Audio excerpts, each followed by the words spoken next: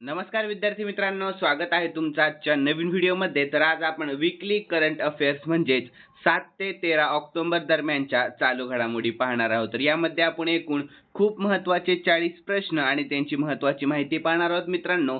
आणि तुम्हाला जर या व्हिडिओची PDF हवी असेल ना मित्रांनो, तर व्हिडिओच्या डिस्क्रिप्शन बॉक्समध्ये आपल्या टेलिग्राम चॅनलची लिंक आहे. तेथे तुम्हाला सर्व व्हिडिओच्या PDF अगदी फ्रीमध्ये मिळतील. तर मित्रांनो, वेळ वाया न घालवता आपण या व्हिडिओला सुरुवात करूयात.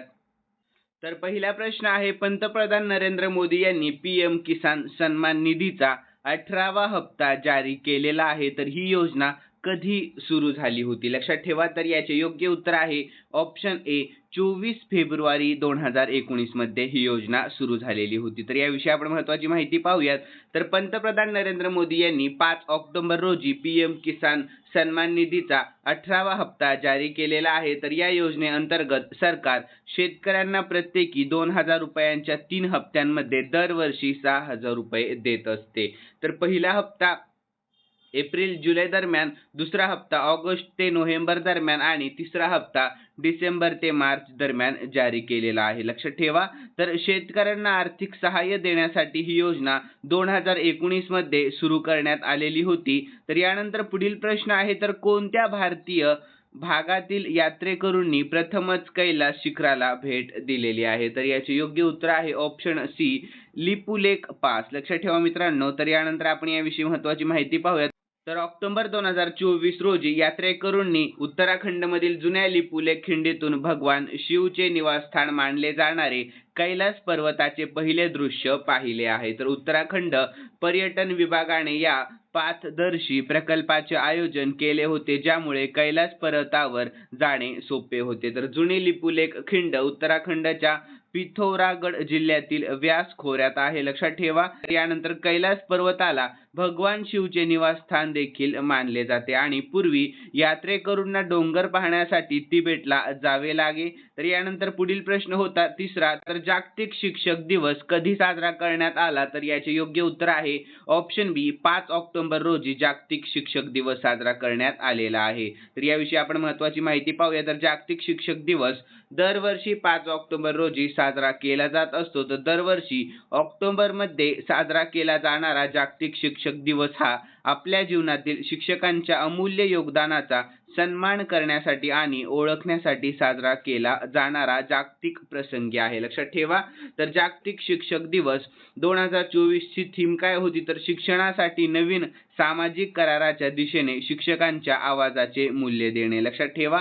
तर यानंतर पुढील प्रश्न, तर पंतप्रधान नरेंद्र मोदी यांनी पोहरदेवी येथील बंजारा हेरिटेज संग्रहालयाचे उद्घाटन कोणत्या राज्यात केलेले आहे? तर याचे योग्य उत्तर आहे ऑप्शन सी, आपल्या महाराष्ट्रामध्ये केलेले आहे. लक्षात ठेवा. तर याविषयी महत्त्वाची माहिती पाहूयात. तर पंतप्रधान नरेंद्र मोदी यांनी महाराष्ट्रातील वाशिम येथील पोहरदेवी येथे बंजारा हेरिटेज संग्रहालयाचे उद्घाटन केले. तर 4 मजली संग्रहालय चित्रांच्या माध्यमातून बंजारा वारसा दर्शवत असते.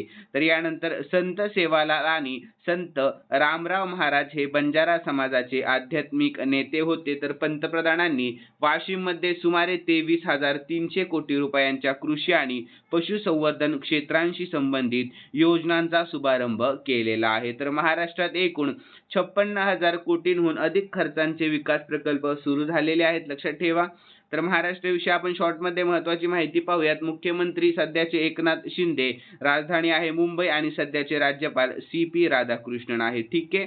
यानंतर पुढील प्रश्न, तर कोणत्या देशाचे राष्ट्रपती डॉक्टर मोहम्मद मुइज्जू 6 ते 10 ऑक्टोबर दरम्यान भारताच्या राज्य दौऱ्यावर आहेत? तर याचे योग्य उत्तर आहे मित्रांनो ऑप्शन बी, मालदीव. या लक्षात ठेवा.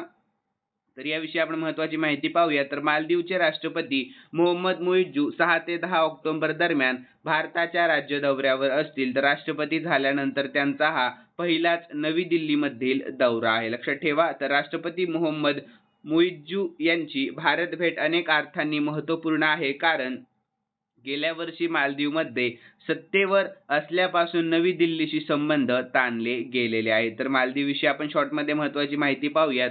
तर राजधानी आहे माले, चलन आहे मालदिवियन रुफिया आणि सध्याचे अध्यक्ष मोहम्मद मुइज्जू आहेत आणि अधिकृत भाषा द्विवेदी आहे. ठीक आहे.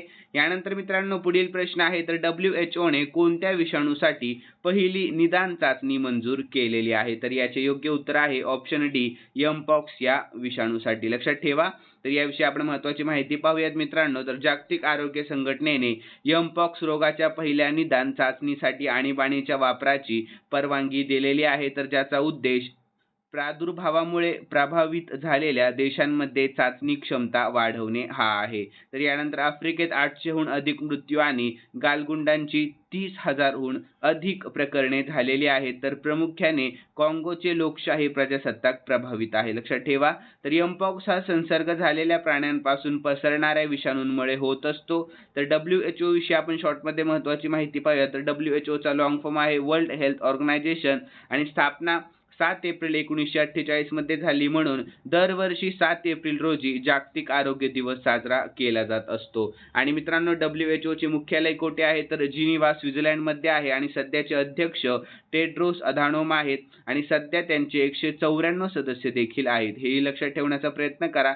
यानंतर पुढील प्रश्न आहे तर कोणता देश $700 अब्ज परकीय चलन साठा असलेला चौथा देश बनलेला आहे? तर याचे योग्य उत्तर आहे ऑप्शन सी आपला भारत देश बनलेला आहे. कोणता देश? तर आपला भारत देश. तर याविषयी महत्त्वाची माहिती देखील पाहूया. तर रिझर्व्ह बँक ऑफ इंडियाने जारी केलेल्या ताज्या आकडेवारीनुसार 27 सप्टेंबर 2024 पर्यंत देशाचा एकूण परकीय चलन साठा $704.89 अब्ज होता. तर चीन, स्वित्झर्लंड आणि जपान नंतर भारत हा जगातील चौथा देश बनलेला आहे. तर ज्याकडे $700 अब्ज पेक्षा जास्त परकीय चलन साठा आहे. तर 2024 मध्ये भारताच्या परकीय चलनाच्या साठ्यात आतापर्यंत $87.6 अब्ज वाढ झालेली आहे. लक्षात ठेवा. यानंतर पुढील प्रश्न आहे मित्रांनो, तर कोणत्या राज्याने विद्यार्थिनींसाठी निजुत मोहिना शिष्यवृत्ती योजना सुरू केलेली आहे? तर याचे योग्य उत्तर आहे ऑप्शन ए आसाम या राज्य सरकारने. ठीक आहे, लक्षात ठेवा. तर मित्रांनो याविषयी आपण महत्त्वाची माहिती पाहूया. तर मुख्यमंत्री शर्मा यांनी निजुत मोहिना योजना सुरू केली, ज्या अंतर्गत इयत्ता 11वी ते पदव्युत्तर पदवीपर्यंतच्या मुलींना मासिक स्टायपेंड दिला जाईल. लक्षात ठेवा. तर उच्च माध्यमिकांसाठी 1000, पदवीसाठी 1250 आणि पदव्युत्तर मुलींसाठी 2500चा पहिला हप्ता राज्यव्यापी कार्यक्रमात वितरित करण्यात आलेला आहे. तर महिला शिक्षणाला प्रोत्साहन देणे आणि शाळा सोडण्याचे प्रमाण कमी करणे हे या उपक्रमाचे उद्दिष्ट आहे. तर 5 वर्षांमध्ये 1500 कोटींचे बजेट देखील आहे. लक्षात ठेवा. यानंतर आपण आसाम विषयी शॉर्टमध्ये महत्त्वाची माहिती पाहूयात. राजधानी आसामची दिसपूर, सध्याचे मुख्यमंत्री हिमंता बिस्वा शर्मा आणि राज्यपाल सध्याचे गुलाबचंद कटारिया आहेत.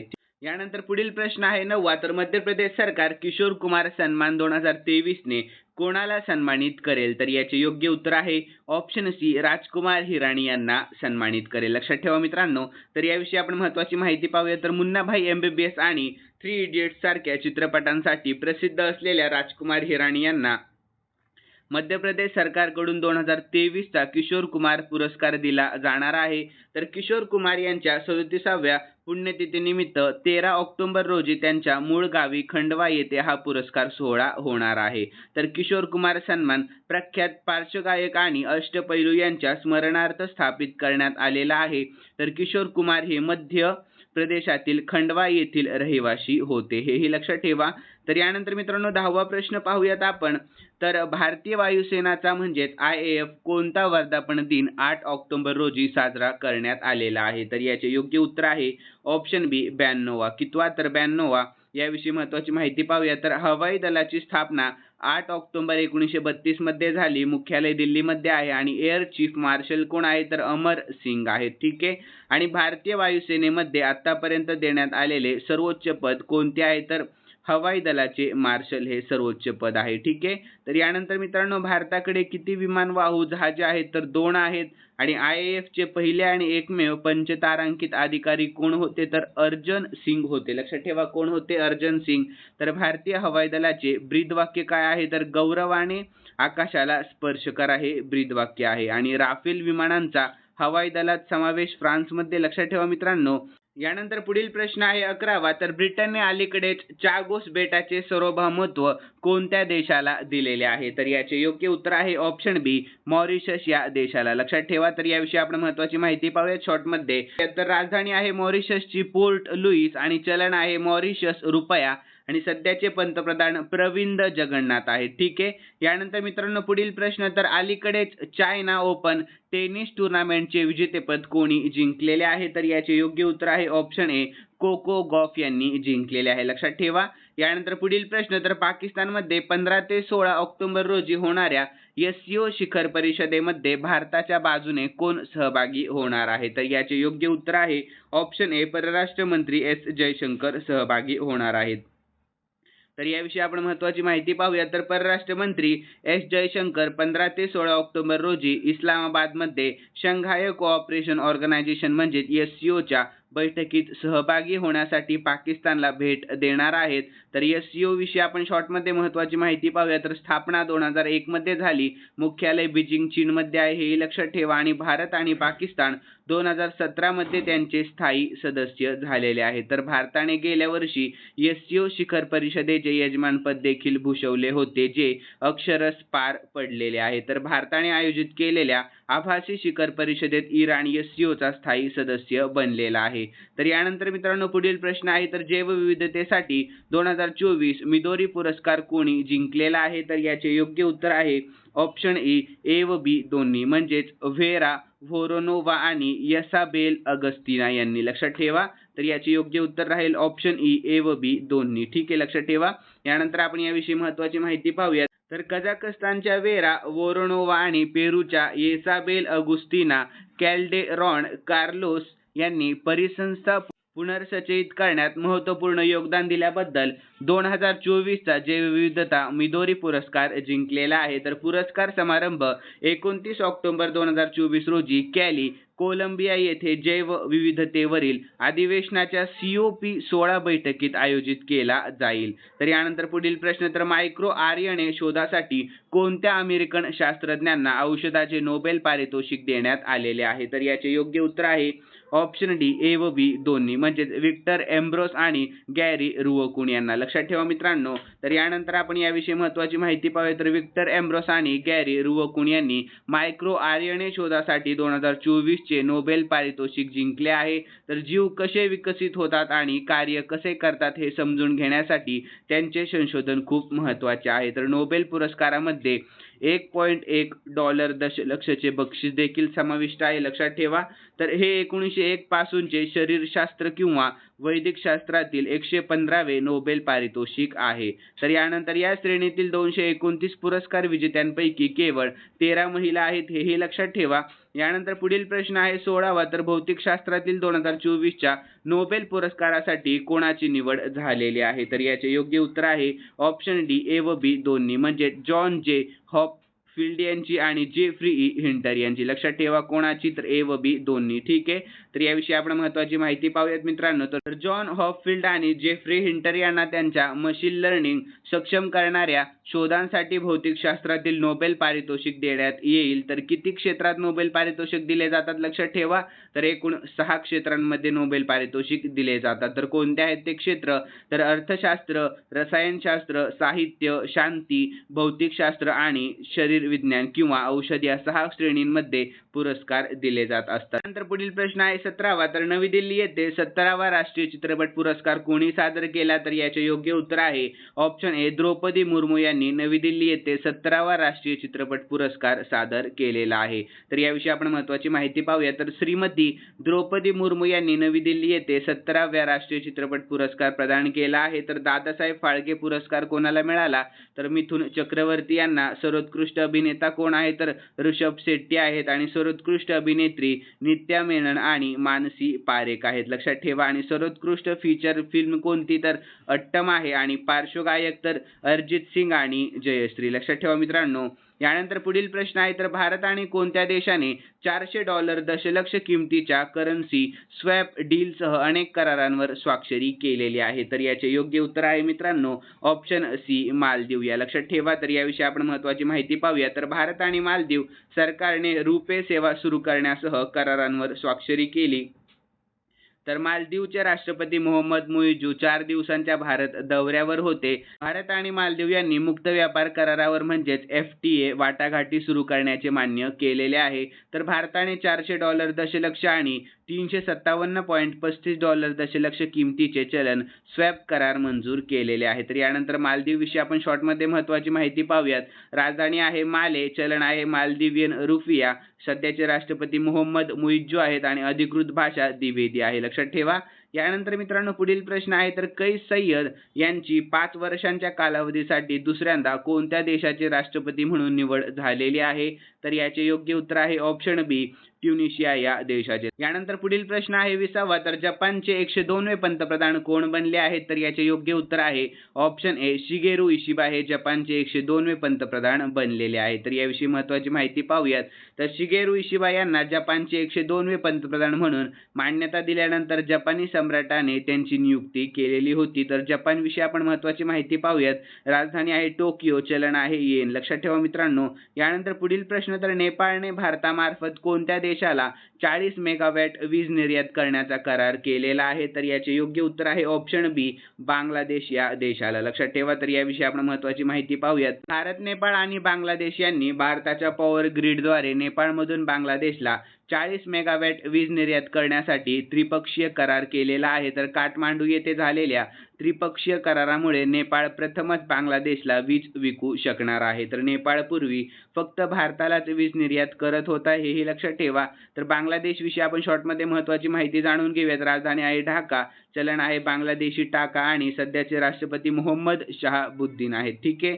यानंतर मित्रांनो पुढील प्रश्न, तर 2024 मध्ये रसायनशास्त्रातील नोबेल पारितोषिक कोणाला देण्यात आलेले आहे? तर याचे योग्य उत्तर आहे ऑप्शन डी, वरील सर्व, म्हणजेच डेव्हिड बेकर, डेमिस हसाबिस आणि जॉन एम जम्पर यांना. कोणाला? तर ऑप्शन डी, वरील सर्व, ठीक आहे, लक्षात ठेवा मित्रांनो. तर याविषयी आपण महत्त्वाची माहिती पाहूयात मित्रांनो. तर रॉयल स्वीडिश अकॅडमी ऑफ सायन्सेसने 2024 सालासाठी रसायनशास्त्रातील नोबेल पारितोषिक जाहीर केले आहे. तर या पुरस्कारांपैकी अर्धा पुरस्कार डेव्हिड बेकर आणि उर्वरित अर्धा संयुक्तपणे डेमिस हसबिस आणि जॉन एम जम्पर यांना देण्यात आलेला आहे. तर त्यांनी प्रथिने विज्ञान क्षेत्रात महत्त्वपूर्ण योगदान दिलेले आहे. तर वैद्यकीय क्षेत्रामध्ये कोणाला मिळाला? तर एम्ब्रोस आणि गॅरी रुवकुन यांना वैद्यकीय क्षेत्रामध्ये पुरस्कार मिळालेला आहे. आणि भौतिकशास्त्र क्षेत्रामध्ये कोणाला मिळाला? तर जॉन जे हॉपफिल्ड आणि जेफ्री ई हिंटर यांना मिळालेला आहे. तर यानंतर पुढील प्रश्न, तर नुकतीच फ्रान्समध्ये भारताचे पुढील राजदूत म्हणून कोणाची नियुक्ती करण्यात आलेली आहे? तर याचे योग्य उत्तर आहे ऑप्शन ए, संजीव कुमार सिंगला यांची. कोणाची? तर संजीव कुमार सिंगला यांची. तर याविषयी महत्त्वाची माहिती पाहूयात मित्रांनो. तर परराष्ट्र मंत्रालयाने वरिष्ठ मुत्सद्दी संजीव कुमार सिंगला यांची फ्रान्समधील भारताचे पुढील राजदूत म्हणून नियुक्तीची पुष्टी केलेली आहे. तर सिंगला हे सध्या इस्रायलमधील भारताचे राजदूत आहेत आणि 1997च्या भारतीय परराष्ट्र सेवेतील अधिकारी देखील आहेत, लक्षात ठेवा. यानंतर आपण फ्रान्सविषयी महत्त्वाची माहिती पाहूया. राजधानी आहे पॅरिस, चलन आहे युरो आणि सध्याचे राष्ट्रपती इमॅन्युएल मॅक्रॉन आहेत आणि पंतप्रधान आहेत मिशेल बार्नियर, ठीक आहे. नंतर पुढील प्रश्न आहे 24वा, तर WHO ने कोणत्या देशाला ट्रॅकोमा मुक्त घोषित केलेले आहे? तर त्याचे योग्य उत्तर आहे ऑप्शन बी, आपल्या भारत देशाला ट्रॅकोमा मुक्त केलेले आहे, लक्षात ठेवा मित्रांनो. तर यानंतर आपण याविषयी महत्त्वाची माहिती पाहूया. तर WHO ने भारताला सार्वजनिक आरोग्य समस्या म्हणून ट्रॅकोमापासून मुक्त घोषित केलेले आहे आणि असे करणारा दक्षिण पूर्व आशिया प्रदेशातील तिसरा देश बनलेला आहे. तर ट्रॅकोमा हा एक संसर्गजन्य जीवाणू संसर्ग आहे ज्यावर उपचार न केल्यास अंधत्व येऊ शकते. तर 1950 ते 1960च्या दशकात अंधत्वाचे प्रमुख कारण असलेल्या या रोगाचा सामना करण्यासाठी भारताने 1963 मध्ये राष्ट्रीय ट्रॅकोमा नियंत्रण कार्यक्रम सुरू केलेला आहे. तर WHO विषयी शॉर्टमध्ये महत्त्वाची माहिती पाहूयात. तर या अगोदर लॉंग फॉर्म काय आहे? तर World Health Organization long form आहे. स्थापना 7 एप्रिल 1948 मध्ये झाली आणि WHO चे मुख्यालय जिनिव्हा स्वित्झर्लंडमध्ये आहे आणि सध्याचे अध्यक्ष टेड्रोस अधानोम आहेत, ठीक आहे. यानंतर मित्रांनो पुढील प्रश्न आहे 25वा. तर नुकताच जागतिक पोस्ट दिवस कधी साजरा करण्यात आला? तर योग्य उत्तर राहील याचे ऑप्शन सी 9 ऑक्टोबर रोजी जागतिक पोस्ट दिवस साजरा करण्यात आला. तर याविषयी आपण महत्त्वाची माहिती पाहूया. तर जागतिक पोस्ट दिवस दरवर्षी 9 ऑक्टोबर रोजी साजरा केला जात असतो. तर हे 1874 मध्ये बर्न स्वित्झर्लंड येथे युनिव्हर्सल पोस्टल युनियनच्या स्थापनेच्या वर्धापन दिनानिमित्त आयोजित केला जात असतो. तर 2024 मध्ये युनिव्हर्सल पोस्टल युनियन म्हणजेच UPU त्यांचा 150वा वर्धापन दिन साजरा करत आहे. तर या वर्षीच्या जागतिक पोस्ट दिवसाची थीम काय आहे? तर संप्रेषण सक्षम करण्यासाठी आणि संपूर्ण राष्ट्रातील लोकांना सक्षम बनवण्याची 150 वर्ष लक्षात ठेवा आहे. यानंतर मित्रांनो पुढील प्रश्न आहे नुकत्याच झालेल्या हरियाणा विधानसभा निवडणुकीमध्ये कोणत्या पक्षाला बहुमत मिळालेले आहे? तर याचे योग्य उत्तर आहे ऑप्शन ए भारतीय जनता पक्षाला बहुमत मिळालेले आहे. याविषयी आपण महत्त्वाची माहिती पाहूया. तर हरियाणामध्ये भारतीय जनता पक्षाने म्हणजेच भाजपने सलग तिसऱ्यांदा विजय मिळवलेला आहे. तर जम्मू काश्मीरमध्ये नॅशनल कॉन्फरन्स आणि काँग्रेस आघाडी सरकार स्थापन करण्याच्या तयारीत आहे. तर हरियाणामध्ये भाजपने 90 सदस्यीय विधानसभेपैकी 48 विधानसभा जागा जिंकलेल्या आहेत. तर काँग्रेसला 37 जागा मिळाल्या आहेत आणि इंडियन नॅशनल लोक दलाला 2 जागा मिळालेल्या आहेत आणि लाडवा मतदारसंघातून भाजप नेते आणि मुख्यमंत्री नायब सिंग सैनी विजयी झालेले आहेत. तर जुलावा मतदारसंघातून काँग्रेसची कुस्तीपटू विनेश फोगाट विजयी झालेले आहे. यानंतर आपण हरियाणाविषयी शॉर्टमध्ये महत्त्वाची माहिती पाहूयात मित्रांनो. तर हरियाणाची राजधानी चंदीगड आहे. सध्याचे मुख्यमंत्री नायब सिंग सैनी, सध्याचे राज्यपाल बंडारू दत्तात्रय आणि राष्ट्रीय उद्यान सुलतानपूर आणि कालेस लक्षात ठेवा. तर यानंतर पुढील प्रश्न आहे 27वा. तर कोणत्या केंद्रीय मंत्र्याने हमसफर पॉलिसी लॉन्च केलेली आहे? तर याचे योग्य उत्तर आहे मित्रांनो ऑप्शन सी नितीन गडकरी या केंद्रीय मंत्र्याने हमसफर पॉलिसी लॉन्च केलेली आहे लक्षात ठेवा. तर याविषयी आपण महत्त्वाची माहिती पाहूया. तर केंद्रीय रस्ते वाहतूक आणि महामार्ग मंत्री नितीन गडकरी यांनी राष्ट्रीय महामार्गावरील प्रवाशाची सुविधा वाढवण्यासाठी आणि रस्त्यांच्या कडेला असलेल्या सुविधांच्या विकासाला गती देण्यासाठी नवी दिल्लीत हमसफर धोरण लॉन्च केलेले आहे. तर हे धोरण पर्यावरण पूरक असेल जे पर्यावरण आणि स्वच्छतेच्या दृष्टिकोनातून तयार करण्यात आलेले आहे. तर यानंतर पुढील प्रश्न. तर पंतप्रधान नरेंद्र मोदी 10 ते 11 ऑक्टोबर 2024 रोजी 21व्या आशियान भारत आणि 19व्या पूर्व आशिया शिखर परिषदेसाठी कोणत्या देशाला भेट देणार आहेत? तर याचे योग्य उत्तर आहे मित्रांनो ऑप्शन ए लाओस या देशाला भेट देणार आहे. तर याविषयी महत्त्वाची माहिती पाहूयात. तर पंतप्रधान नरेंद्र मोदी 10 ते 11 ऑक्टोबर 2024 रोजी लाओसचे पंतप्रधान सोनेन्स्के सिफंटन यांच्या नियंत्रणावरून व्हिएन्टिन लाओ पीपल्स डेमोक्रेटिक रिपब्लिकला भेट देतील. तर त्यांच्या दौऱ्यादरम्यान पंतप्रधान मोदी 21व्या आशियान म्हणजेच भारत शिखर परिषदेत आणि 19व्या पूर्व आशिया शिखर परिषदेमध्ये सहभागी होतील, ज्याचे आयोजन आशियानचे विद्यमान अध्यक्ष लाओस करत आहेत. ठीक आहे. यानंतर एशियनची आपण शॉर्टमध्ये महत्त्वाची माहिती पाहूया. तर लॉंग फॉर्म आहे associations of south eastern Asian nation लक्षात ठेवा मित्रांनो आणि स्थापना झालेली आहे 8 ऑगस्ट 1967 मध्ये बँकॉक थायलंडमध्ये लक्षात ठेवा आणि मुख्यालय आहे जकार्ता इंडोनेशिया हेही लक्षात ठेवा मित्रांनो. तर यानंतर पुढील प्रश्न आहे. तर 2024चा नोबेल शांतता पुरस्कार कोणाला मिळालेला आहे? तर याचे योग्य उत्तर आहे ऑप्शन ए निहोन हिंडाक्यो यांना 2024चा नोबेल शांतता पुरस्कार मिळालेला आहे. तर याविषयी महत्त्वाची माहिती पाहूयात.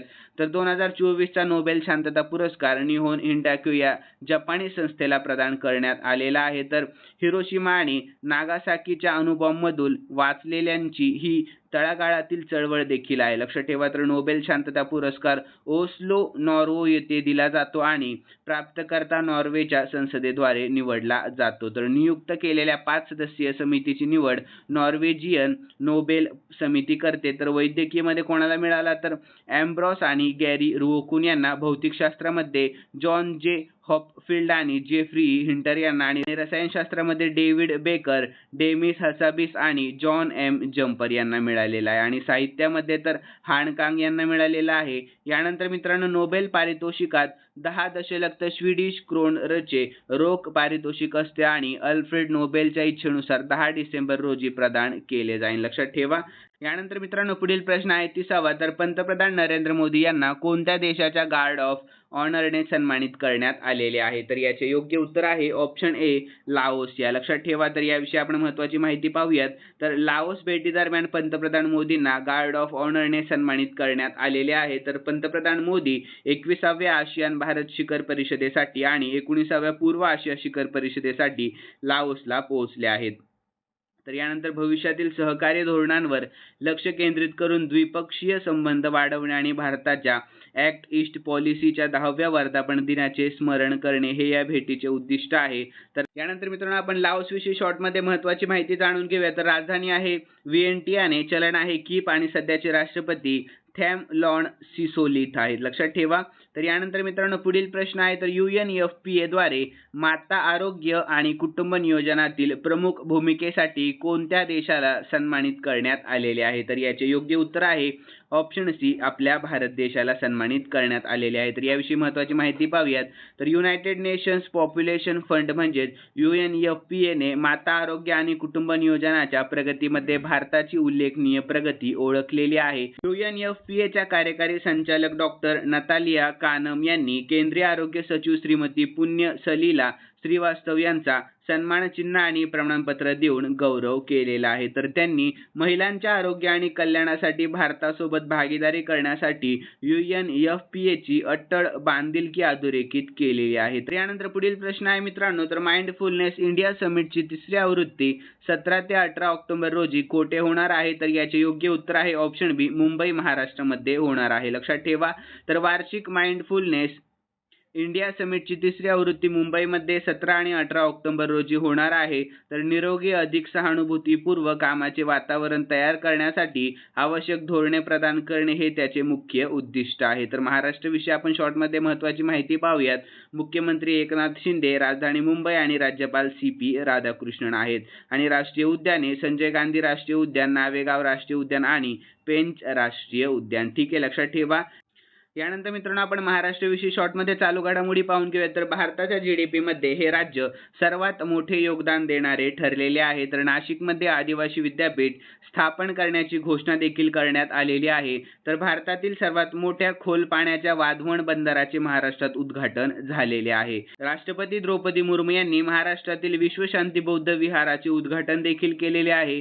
आणि सुजाता सौनिक या महाराष्ट्राच्या पहिल्या महिला मुख्य सचिव बनलेल्या आहेत. आणि महाराष्ट्र हे FDI मिळविणारे सर्वात मोठे राज्य देखील आहे. लक्षात ठेवा. यानंतर इतर काही चालू घडामोडी देखील पाहून घेऊया. तर महाराष्ट्राने देशी गायींना राजमाता ही पदवी दिलेली आहे. तर अशी उपाधी कोणत्याही प्राण्याला देण्याची ही पहिलीच वेळ आहे. तर केंद्रीय रस्ते वाहतूक आणि महामार्ग मंत्री नितीन गडकरी यांनी महाराष्ट्रातील नागपूर येथे नागपूर हैदराबाद राष्ट्रीय महामार्ग 44 वर ऑक्सिजन बर्ड पार्क म्हणजेच अमृत महोत्सव पार्कचे उद्घाटन केलेले आहे. तर पंतप्रधान नरेंद्र मोदी यांनी अमरावती महाराष्ट्र येथे PM mega integrated textile region and apparel PM Mitra पार्कची पायाभरणी केलेली आहे. लक्षात ठेवा. तर यानंतर पंतप्रधान मोदींनी महाराष्ट्र सरकारच्या आचार्य चाणक्य कौशल्य विकास केंद्र योजनेचा शुभारंभ देखील केलेला आहे. तर पंतप्रधान मोदींनी पुण्यश्लोक अहिल्यादेवी होळकर महिला स्टार्टअप योजना लॉन्च केलेली आहे. तर यानंतर पुढील प्रश्न. तर 4थ्या ISSF ज्युनियर वर्ल्ड चॅम्पियनशिप 2024च्या पदक तालिकेत कोणता देश अव्वल आहे? तर याचे योग्य उत्तर आहे ऑप्शन सी, आपला भारत देश अव्वल आहे. तर याविषयी आपण महत्त्वाची माहिती पाहूयात मित्रांनो. तर भारताने 4थ्या ISSF ज्युनियर वर्ल्ड चॅम्पियनशिप 2024 मध्ये 13 सुवर्ण पदके, 3 रौप्य पदके आणि 8 कांस्य पदके अशी 24 पदकांसह पदक तालिकेत अव्वल स्थान पटकावले आहे. तर इटली 13 पदकांसह दुसरे स्थान पटकावले आहे. तर 5 सुवर्ण, 4 रौप्य आणि 4 कांस्य पदक. तर नॉर्वेने 10 पदकांसह तिसरे स्थान पटकावले आहे. यामध्ये 4 सुवर्ण, 3 रौप्य आणि 3 कांस्य पदक आहेत. लक्षात ठेवा. तर 2024 ISSF junior world championship international shooting sports federation म्हणजेच ISSF द्वारे आयोजित आणि पेरूद्वारे आयोजित 26 सप्टेंबर ते 7 ऑक्टोबर 2024 या कालावधीमध्ये पेरूची राजधानी लिमा येथे आयोजित करण्यात आलेली होती. तर यानंतर ज्यामध्ये भारताने सर्वात मोठी तुकडी म्हणजे 61 नेमबाज पाठवले होते, हेही लक्षात ठेवा. यानंतर मित्रांनो पुढील प्रश्न. तर ओमर अब्दुल्ला कोणत्या केंद्रशासित प्रदेशाचे नवे मुख्यमंत्री बनले आहेत? तर याचे योग्य उत्तर आहे ऑप्शन सी, जम्मू काश्मीरचे. कोणत्या केंद्रशासित प्रदेशाचे? जम्मू काश्मीर या केंद्रशासित प्रदेशाचे. लक्षात ठेवा. तर याविषयी आपण महत्त्वाची माहिती पाहूयात मित्रांनो. तर जम्मू काश्मीरमध्ये नॅशनल कॉन्फरन्स आणि काँग्रेसची युती यशस्वी झालेली आहे. तर दोन्ही पक्षांना केंद्रशासित प्रदेशात एकूण 48 जागा मिळवण्यात यश आलेले आहे. तर आता कलम 370 हटवल्यानंतर जम्मू काश्मीरला पहिला मुख्यमंत्री मिळणार आहे, लक्षात ठेवा. तर ओमर अब्दुल्ला हे केंद्रशासित प्रदेश जम्मू आणि काश्मीरचे नवे मुख्यमंत्री बनले आहेत. तर यानंतर जम्मू आणि काश्मीर विषयी आपण शॉर्टमध्ये महत्त्वाची माहिती पाहूयात. राजधानी आहे श्रीनगर आणि जम्मू, आणि उपराज्यपाल कोण आहेत तर मनोज सिन्हा आहेत, लक्षात ठेवा. यानंतर पुढील प्रश्न, तर केंद्राने कोणत्या संघटनेला दहशतवादी संघटना म्हणून घोषित केलेले आहे? तर याचे योग्य उत्तर आहे मित्रांनो ऑप्शन ए HUT या संघटनेला, म्हणजेच हिब्स उत तहरीर या संघटनेला. ठीक आहे, लक्षात ठेवा. तर यानंतर आपण याविषयी महत्त्वाची माहिती पाहूयात मित्रांनो. तर सरकारने बेकायदेशीर क्रियाकलाप प्रतिबंध कायद्याअंतर्गत हिब्स उत तहरीर म्हणजेच HUT ला दहशतवादी संघटना घोषित केलेले आहे. तर दहशतवाद आणि जिहादचा वापर करून भारतासह जागतिक स्तरावर इस्लामिक खिलाफत स्थापन करण्याचे HUT चे उद्दिष्ट आहे. तर हा गट सोशल मीडियाद्वारे दहशतवादाला प्रोत्साहन देतो आणि तरुणांना कट्टरपंथी बनवतो, जो भारताच्या सुरक्षेसाठी गंभीर धोका आहे. त्यानंतर पुढील प्रश्न आहे 36वा. तर महिला T20 आंतरराष्ट्रीय क्रिकेटमध्ये 2010 करणारा सर्वात तरुण खेळाडू कोण बनलेला आहे? तर याचे योग्य उत्तर आहे ऑप्शन बी शेफाली वर्मा हे T20 आंतरराष्ट्रीय क्रिकेटमध्ये 2010 करणारा सर्वात तरुण खेळाडू बनलेला आहे. तर याविषयी महत्त्वाची माहिती पाहूयात. तर शेफाली वर्मा महिलांच्या T20 आंतरराष्ट्रीय क्रिकेटमध्ये 2010 करणारी सर्वात तरुण खेळाडू ठरलेली आहे. तर महिला T20 विश्वचषक 2024 दरम्यान श्रीलंकेविरुद्धच्या सामन्यादरम्यान तिने ही कामगिरी केलेली आहे. तर यानंतर पुढील प्रश्न, ज्येष्ठ उद्योगपती रतन टाटा यांचे निधन झाले, तर खालीलपैकी कोणता सन्मान रतन टाटाजी यांना देण्यात आलेला नव्हता? तर याचे योग्य उत्तर आहे ऑप्शन ए भारतरत्न हा सन्मान. कोणता सन्मान? भारतरत्न. तर त्यांना कोणते कोणते सन्मान मिळाले हे पाहून घेऊयात आपण. तर पद्मविभूषण भारताचा दुसरा सर्वोच्च नागरी पुरस्कार आहे, तर 2008 मध्ये त्यांना मिळालेला होता. आणि पद्मभूषण भारताचा तिसरा सर्वोच्च नागरी पुरस्कार आहे, ते त्यांना 2000 मध्ये मिळालेला होता.